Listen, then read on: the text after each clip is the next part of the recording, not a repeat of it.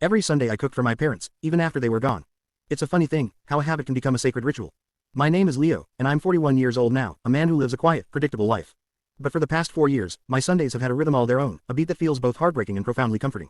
Every single Sunday, I cook a full dinner. I set the table with the good china. I light the candles. I pour a glass of red wine, and I serve a meal for 3.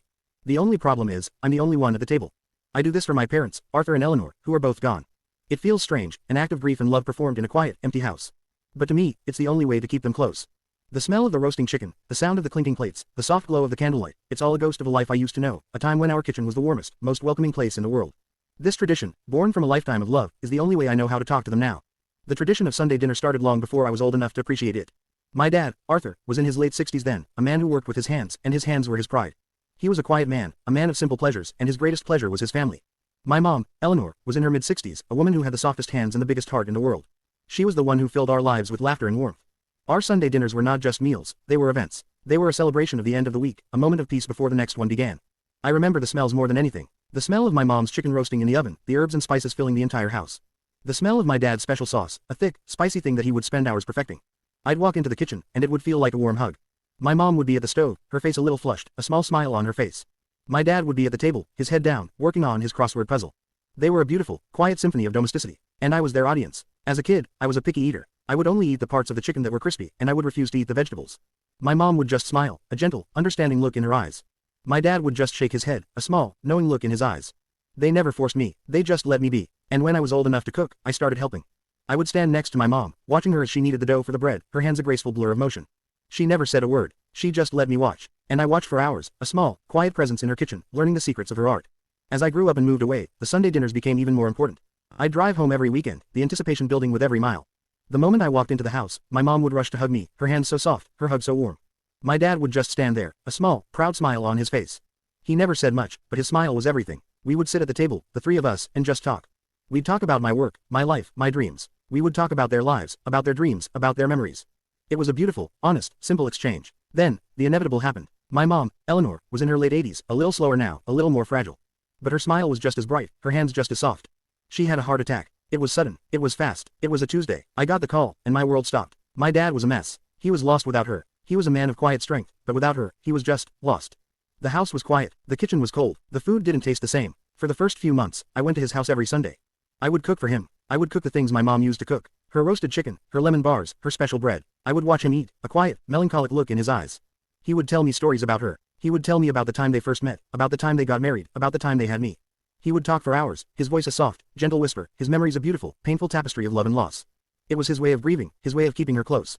And I was just there, a silent presence, listening to the story of a love that was gone but not forgotten.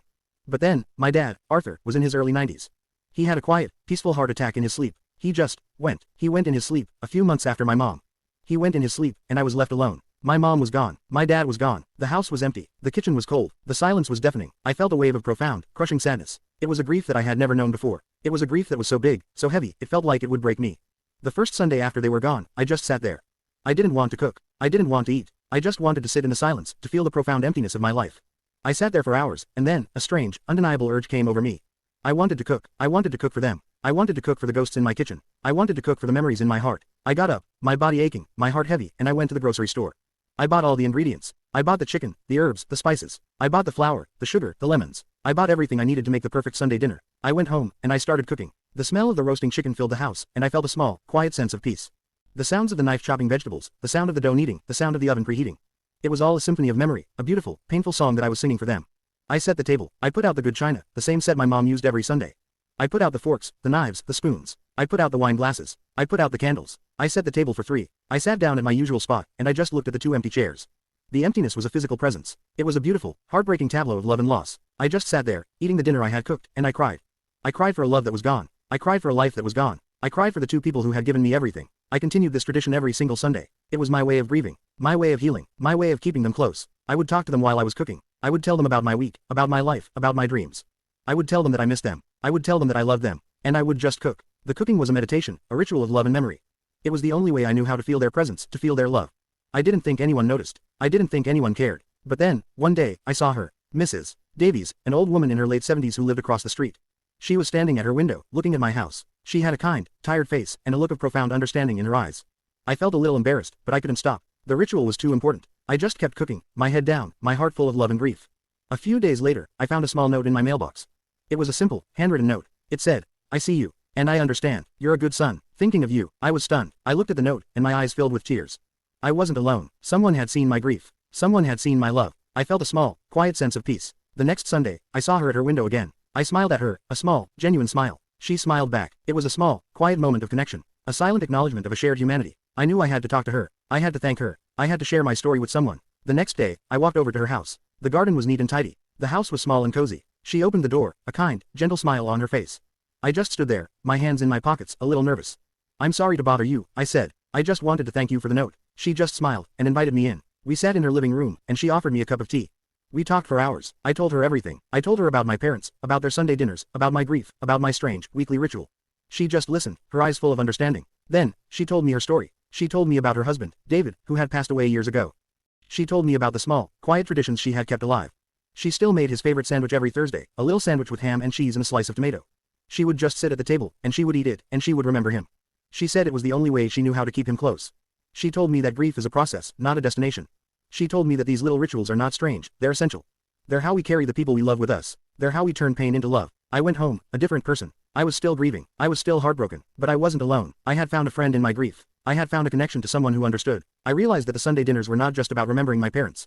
They were about healing myself. They were about finding a way to live with the loss. They were about turning my grief into a living, breathing thing. I still cook for my parents every Sunday. But now, the table isn't just for three. I started inviting people over. My friends, my family, my neighbors. I started inviting Mrs. Davies. She would come over, a quiet, gentle presence, and she would eat with us. The food was still a connection to my parents, but it was also a way to build new connections.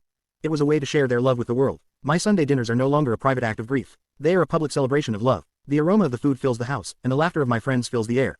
The two empty chairs are still there, a quiet, beautiful reminder of the people who gave me everything.